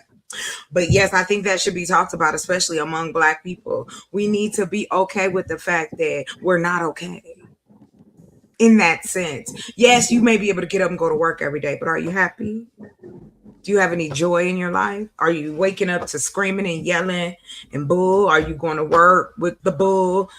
If you're driving in the car with the bull, something's not right. And that is okay to stop and reevaluate yourself. It's all right. Because that's how your longevity of life continues. You know, they say when you stop learning, you dead. So, you You got it. stop growing. But I also think about going back to the parents that don't want to or have a difficult time admitting that their children is different. It makes me wonder what obstacle they need to overcome. Um, I know a lot of people feel like their children is a reflection of them. So if something is wrong with my child, that means something is wrong with me. I did something wrong, or you don't want to be faced with being judged, especially when it comes to like autism and dyslexia and things of that. I have a friend girl, um, and all of my friends are very intelligent. Like we some wise ass, dope ass black fucking females. And she has a daughter that is dyslexic. And her mother and certain other people in the family was like, well, you didn't struggle like that. What they got to do with this child? Just because I learned this way don't mean that they learned they gonna learn exactly how I did. Are you kidding me? Can I just say to you, I think we might be related. Because I'm going to tell you this. Look, I ain't gonna tell you how many times. Look, we are kindred spirit, baby. I've always known that since the Hello. first time I saw you. Hello. And that's why I was like, oh, excuse me, we need to know each other. And I'm telling you, the life that I have been given, because nobody chooses to come here, right? I got the opportunity to talk to my mother, which I know a lot of people don't get that, to kind of go back over, why did you keep this? Why did you think that? And I asked her, did you think I was less? But what it come out to be is that she blamed herself.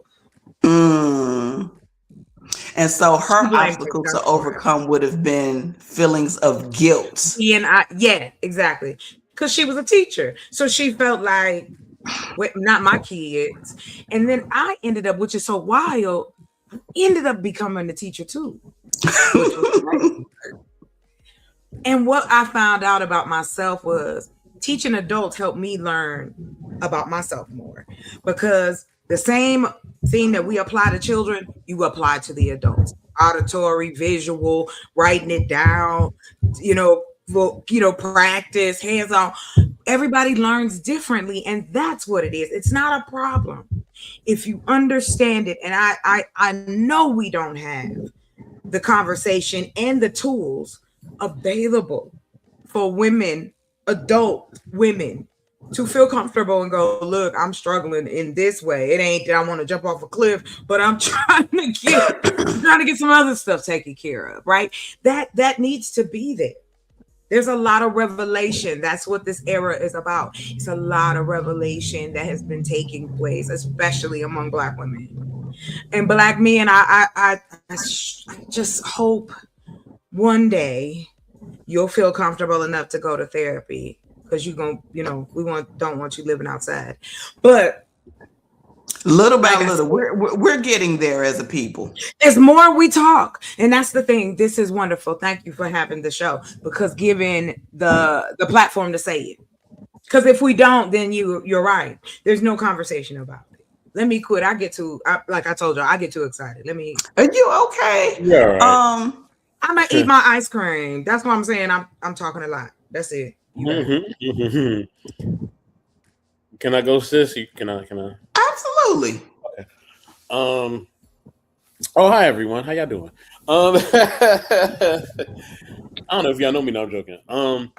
Listen. I think that when we have anything in regards to mental, emotional, spiritual, or physical health, a lot of times it comes from a lack of love within the home or just around our surrounding environment. You know what I mean? Because if you create a safe space for someone where they're feeling loved and they're feeling accepted and they're feeling taken care of, then you may still have someone who may still struggle with certain things. But for the most part, if I'm creating an environment in which you feel comfortable, in which you're comfortable, and this ain't really about money and everything else. I mean, those things add to it. They can add to it. But if I'm creating a loving, safe, enjoyable environment where you're accepting and love, that will redirect a lot of the things that we're dealing with. So a lot of times when you study somebody who has mental health issues, you have to look at their background. You gotta look how they came up. You know what I mean? And a lot of times they came up in a way where they wasn't loved properly. They just wasn't loved properly. It's really a lack of love. That's really what it is. You know what I mean? And then, we could try to throw all the medicine and diagnosis and all that to a person. But a lot of times if you look at them, they just was not loved, man. They weren't loved. Whether they were talked to a certain way, whether they were abused physically or whatever else, right? Whether the person that was raising them had substance abuse or they had their own mental health issues from their own past and now they're raising kids, right? Whatever the case may be, their foundation wasn't set. It's like if you build a home, if your foundation is not right, and Chocolate knows this because she built homes. If your foundation is not set, yes, ma'am. If your foundation is not set, the whole home the home could look like a mansion or whatever. But if that foundation is off, it's a wrap. You know what I mean? Some termites get in there, it's a dub. If you don't have the right insulation or whatever else, you can forget about it. You know what I mean? And the home could look beautiful, but but if your foundation and the build up of that home is not correct, nothing else matters. You know what I mean? So I think a lot of times before we diagnose people or even ourselves, it's good to ask, hey, how'd you grow up? Hey, how was your mom and dad? Like, really, how was they? How was they? We're not doing a whole celebratory thing, and that's nice to do too at times. But nah, how was they for real? You know what I mean? Was they really a mom and dad, or were they just a sperm donor, or were they an egg holder? Like, what were they? You know what I mean? And really figuring that out. So that's what I was motivated to say as y'all was sharing. Go ahead, y'all. I hear you say that, and it makes me think about what Mr. Small said. When it comes to choices, we can be raised in an environment that is healthy, and we have our own personal struggles and our turmoils inside us, what people like to call our demons, our inner demons, um, and things that just tear at us and chip away at us and lie to us to try to keep us from knowing our purpose, our self-worth, and being successful in life. When we have support, it does make those obstacles a little bit easier, perhaps depending on the mindset of the person. It can make the obstacles a little bit easier to overcome. But on the opposite end of that, when you don't have a support system at all, you have to overcome the obstacle of not having a support system and the obstacle of conquering the challenging thing on top of not having anybody to support you. So it's like it's a double obstacle course. Ooh, that's tough right there. An obstacle course within an obstacle course. Oh my gosh. Like, who wants a maze inside of a maze? That sounds like, yeah, that sounds ludicrous. Like, it sounds like something that would like have you trapped for a while. And a lot of times, a lot of people are. We just get trapped for a while until we determine that I'm a overcome this obstacle, even if I have to break the walls down. My knuckles may get bloody, fingers and hands bruised, but I'm gonna knock these walls down. Go ahead, hon. No, that's okay. I just was agreeing with you. Child, listen. You know what's so wild is that we know that the things that we are affected by have an impact, big or small. Like I said, I at first I thought it was a problem until I realized this is my gift. All of us, even those who are ADD or ADHD, we all don't think the same. We're not a monolith in that regard. Like when I was diagnosed, I'm what's considered a productive ADHD person, meaning it'll take me forever to do something, but then once I do it, I'll do 80 million things along with it, and then I won't do nothing. So you can't do that when you at work. You know what I'm saying? You can't do that when you have a family or you got a life or you living with somebody. And I knew, I was like, my brain is working different from the people around me and I need to figure it out. So yeah, I wasn't upset. I was just glad to know that, okay, wait, I'm just not a dada head. And then on top of that too, the fact that my mom kept that is still a struggle. That did a lot, surprisingly. Right. So that's why I do share that journey if anybody asks about it, because there's a lot of us. And you want to put your best foot forward. You want to have a better life. However, the only person who can change that is you. So that's what I did. And I hope to inspire other people to do the same, even if you are an adult. That part. Does anyone else want to share about a current obstacle that they're facing or that they are aware of that they need to overcome in life? I just wanted to share this last point, and I'm gonna drop down, and y'all got it. Um, and from what I'm saying, there was research done on this, right? It was a group of babies that they had, right? One set of babies, they were like hug them, you know what I mean? Show them love, kisses, and all that.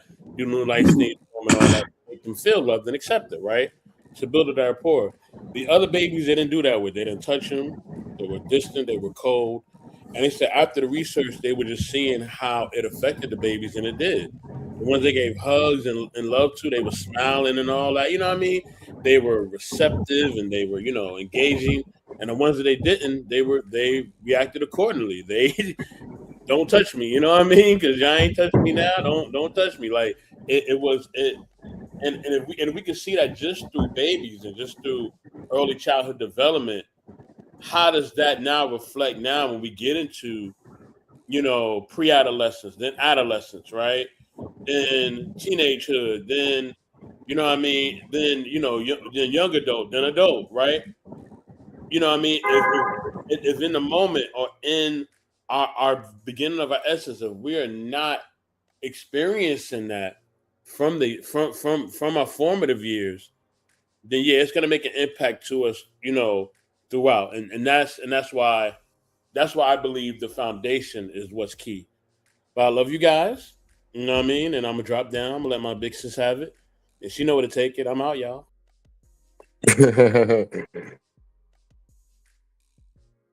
I just saw a comment I wanna acknowledge before we do our final thoughts.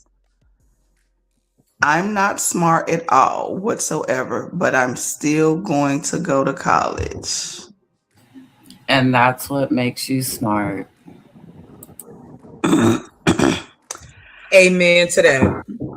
I'm trying to ponder on that because it's hitting me in a certain way. The other day, maybe it was last week, it came to me.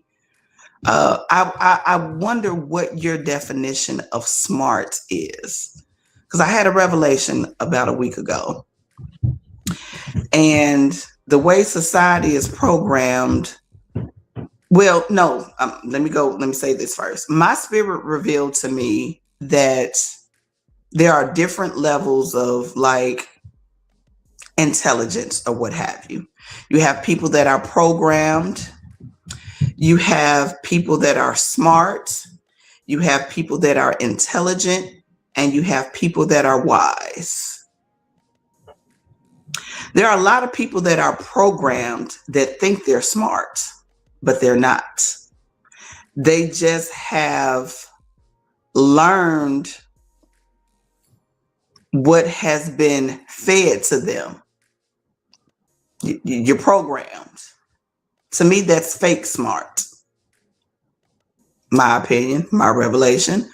Then there are people that's smart, which goes over into the intelligence to where you don't necessarily have to be taught. You don't have to be programmed. You just know stuff. And this is outside of being a genius. I'm not talking about a genius that just like they're so spectacularly smart. No, I'm just talking about people that are just aware of things. When it comes to intelligence are smart people that are mature. This is my revelation I'm sharing. And then because of that intelligence, you gain wisdom because you just continue to grow and evolve as a being. So I'm wondering, when you say you're not smart, what do you truly mean? Do you mind answering that question for me, please?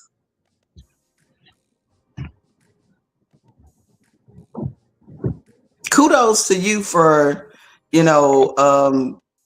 moving forward with what you consider a higher education, even though you feel you're not smart. But I would beg to differ that you are smart. I don't know what makes you feel like you're not. If it's something that society has placed, because a lot of times The way society operates, it will have us looking at ourselves a certain way, and it's a total freaking lie. Hey, everybody have their source of intelligence. For example, a monkey. You might say a monkey is stupid, right? Can you survive in a jungle for 5 months? I don't think so. Do you know where to find water?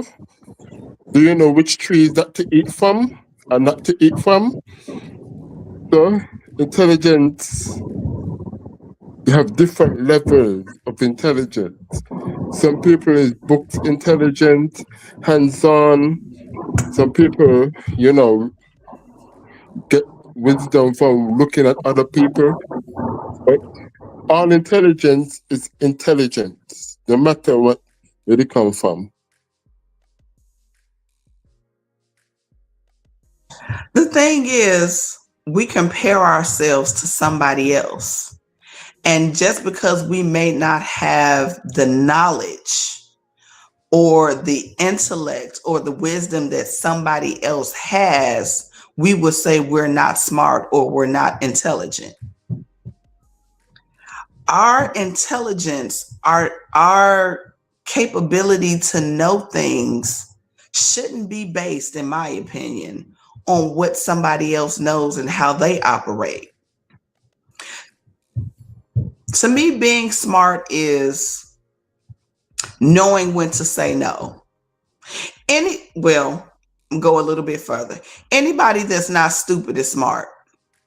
And to me, you're stupid when you're a fool. A fool will just accept anything. They'll let anybody do anything to them, treat them any kind of way. That's a fool.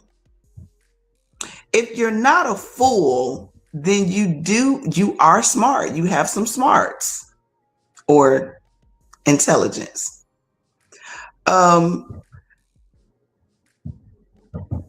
A lot of times people compare themselves to everything else in the universe other than what's in them. Just because you're different don't mean you're not smart. It's like if a man said, I'm not handsome because he don't look like Blair Underwood. You ain't got to look like Blair Underwood to be handsome or sexy or fine. You don't have to look like Dwayne Johnson to be fine. When did that become the standard? What is the standard of being smart that will make somebody think or make somebody say, I'm not smart? Because we measure it. Just said that she's dyslexic. She learns differently. But she knows she's smart as fuck, that she's intelligent. Go ahead, hon. Sometimes I am. But thank you so much. I mean, being completely real, we all have our foolish and our dumb moments. But just because we may have a dumb moment or a foolish moment or you could be ditzy and still be smart. Right. And you know what's so funny? I'm going to tell you what my kryptonite is. Men. A muscly, bald, big-chested man. I have the worst. Seriously, like 6 times, really. Like, I've been engaged twice. And what I realized was that I kept dating my father. Because he was so polarizing in my life. You were talking about the narcissistic traits. And you know what? I found out that I figured out I had it because my father had it. So when he passed away, I ended up getting his medical records, and lo and behold, he was diagnosed with all of it. So I was like, okay, so I've got something to work from. And then I just started doing research because I'm like, this is the only life I get. Someone else thought enough to have this information for other human beings so that they can better themselves. So I had to separate myself and stop thinking that my only worth was to be someone's wife or be a mother. Not that any of those things are bad, but it's not for me. And I had to tell myself the truth. And it was wild because people was like, well, you could just be with anybody. You could get any man. I don't want any man. I want my man. So I can go my man, my man, my man. But in all fairness, I know what I can bring and offer to people true enough, but I also know that I wouldn't want to put on someone the trauma I've been through yet. I'm still walking through that, and I wouldn't. Girl, listen, I don't even answer the phone good. Ain't nobody gonna stay with me. Girl, he be the text 8 times. I'm asleep. No. All bad. All bad. All bad. I'm the worst. Go ahead. I'm sorry, y'all. Go ahead. But see, when you know somebody and you accept them, if y'all are compatible, then that may not be a deal breaker. We're gonna move into our final thoughts. Um, it has been such a lovely broadcasting this evening. I appreciate you guys so much. We're gonna go with Mr. Smalls, with Shay, and then with Chocolate. So around the it's a rectangle. It's not a square. Yeah, this a rectangle. So we're gonna do below me and then follow the rectangle. And I'll be the last to share my final thoughts. If you have any, of course. Well, well, my final thought will be simple. No matter what you're going through or where you come from, if you got anxiety, Alzheimer's, or whatever, don't limit yourself, man. You're human still. You could still do the same thing that I doing. You could have what that is his name? Whatever, I can't remember it off the top of my head. And still have come on the screen and still function as a normal human being and have normal discussion. Yes, you might be slow in certain areas, but you're still able to partake. When it comes to obstacles now, obstacles, one of the best ways to face the obstacles, I didn't mention this one, is to face it head on. Look, I had dealing with some things the other day, and I said, you know what? I'm not going to stop. You're not going to stop me. I'm going to do this until you go away. I take the aggressive approach. And guess what? It's gone. It's finished. Disappear. I burn it off the chest. And also, when you have dealing with challenges and obstacles, you also have the choices.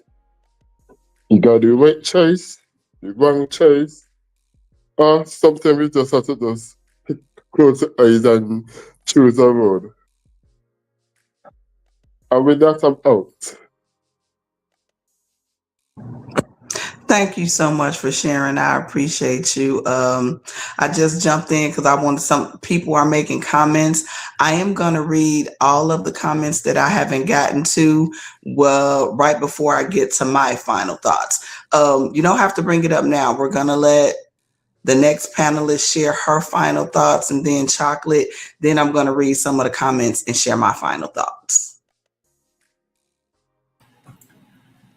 Okay, so what I'll say is that in order for us to overcome, we have to be accepting, and you're not going to overcome if you don't accept. And then in the process of acceptance, you have to surround yourself around people who are accepting of you and your differences, and the people that are going to speak positively to you. And you also need to do one thing that's the most important is a positive self-talk. Um, there's a difference between being a narcissist and putting yourself first, and there's nothing wrong with putting yourself first. So yeah, put yourself first. Talk positively to yourself. Um, your last thought is what is manifesting into your future. So be very mindful of that. Thank you for Thank having you, me. darling. I appreciate you, hon. And thank you for having me. I appreciate you as well. It was my pleasure. Chocolate is your turn. She probably still eating ice cream. Girl, I had to tear that ice cream up. Okay. No, that's rude. Just sitting up here eating ice cream. Okay. That ain't that kind of live. Anyway, all I want to tell everyone, and I want to tell you, when we're not around, nobody's looking.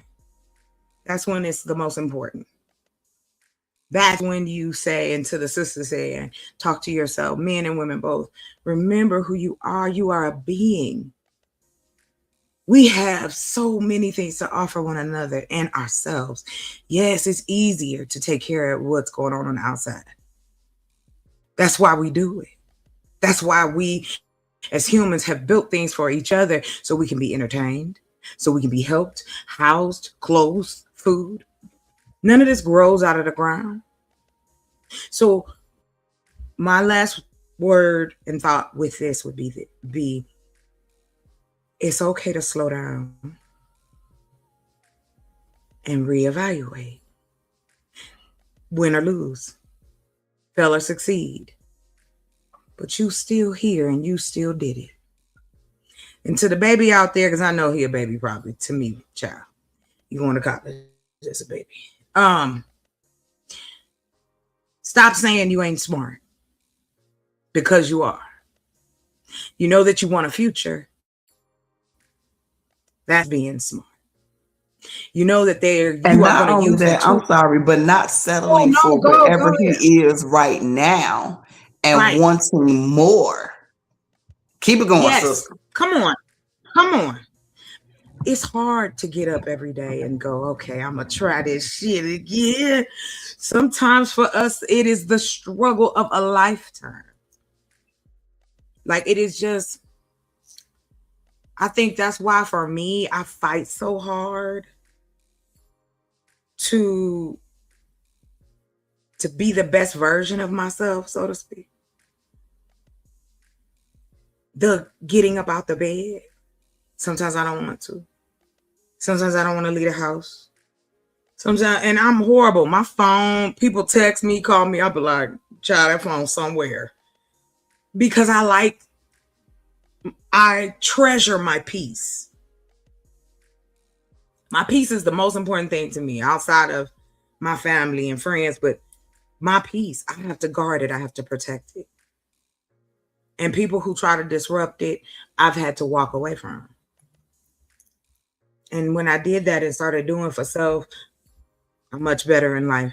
And I'm not saying that I'm not in just one person. I'm blaming myself too. We all had a hand in it. So that's it. Bless this young one woman, Galaxy Venus, my soul sister, kindred spirit from across the world. That's why I said I know we out here. We just got to get together. That's all. We out here doing it. You making a safe space. And that's the most important thing. So let me not drone on because you know I could talk forever. But thank you so much for having me. I'll be earlier next time. I don't want you to ever feel like you need to rush yourself because I here, know. let me say this though, here, everything that is said is supposed to be said and needs to be said. Even if we just get to chopping it up as people, everything that is said is supposed to be said, needs to be said. And I welcome my people. I know the energy that I have and the spirit that I possess. And you're not going to be here if you're not supposed to be here. You're not going to say anything if it's not supposed to be said, because we're all learning and growing and helping each other and evolve. So even if it seems like it's off the wall, maybe you said it because somebody thinks just as off the wall as you do, and they'll know that, hey, I'm not the only alien on the freaking planet, because this heifer alien too. So it's all good, boo. Say how you feel. You free. Um, I'm just be sorry. you. Be you. I will. I will. I promise. I will. I think you froze.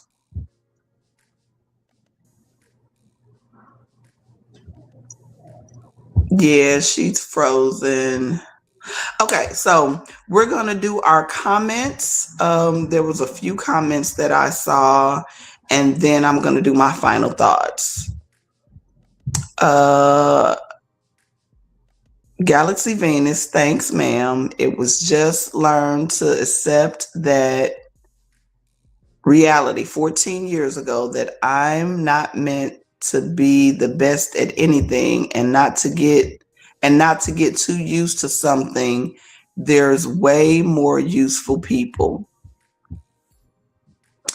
I'm not sure if I read that to where I was able to comprehend it.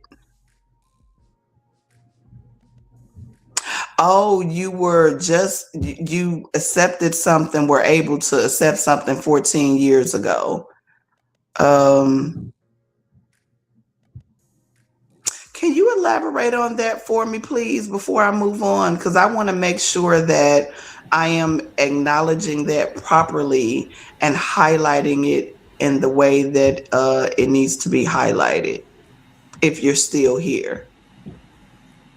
And I know I kind of was discussing it with him in the comments, and it's basically that he feels like they're like 14 years ago, he figured that because uh, of his I gotta find a way to say this.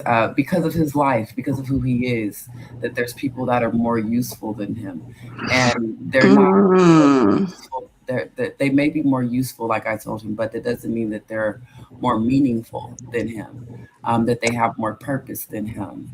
There's people, and that's why we call some people tools, because that's all they are. They're not good for anything other than that one thing. So I had to, yeah, I kind of had to tell him like it's not that someone is more useful than you. That's not what it is. not And at all, because we all have our own individual purpose in life according to our life path. Um, I'm not sure if he's still here, but he reminds me of another guest that I had watching one time that really needed to be poured into, and I've been waiting to see him again. I wonder if that's him. Okay, so I'm going to give my final thoughts to everybody that joined on the panel, to all of you that watched. Miss Polly stopped by. I believe this was her first time stopping by here on the Sensual Eccentric podcast. It was so nice to see you. Thank you for sharing space. I appreciate your time. I appreciate you saying hi. Um, you all are so meaningful to me. You know, I said earlier, I don't take any comment, any moments that is spent here lightly or for granted at all. I'm just sentimental like that. Things like that are meaningful to me. People don't have to stop by. This is my house. You ain't got to come to my house and see me, even if you just stay 5 minutes. Do you know if somebody just peeked through your window, that mean they want to see what you doing? Even if you just peeking through the window, I'm glad you want to know what we up to over here. This is the Sensual Eccentric podcast. We are on episode 18. We have talked about a variety of things here. Please like the broadcasting, share it to someone that you feel may get something out of it. Subscribe to the channel. This is the Intellectual Soapbox. We are here every Wednesday at 6 p.m. Central Standard Time. My final thoughts for tonight, because we've been discussing overcoming obstacles. First, I have to say, love yourself. If you do not love yourself properly, find a way to do so. Know that you are important. Know that you are here for a reason. Know that someone loves you and someone needs you. Know that you are valuable. Know that you are able to overcome any obstacle that life has put in front of you. Keep striving to be the best that you can possibly be, and thrive the best or thrive the most out of being you, uniquely you. I'm going to say this with a little bit of humor, but like seriousness and stuff like that. If you a shitty person, get that shit out and flush it down the toilet and wipe your ass good. Like, just get the shit together. I am Galaxy Venus. This is the Sensual Eccentric podcast. One love, much love, all the time. Grab hold of my hand. I feel you understand me. Decide what you want, and then I will make it real indeed. Don't say time to go. No, I know you got some to spare. We've been fighting feeling when it's obvious that we both care.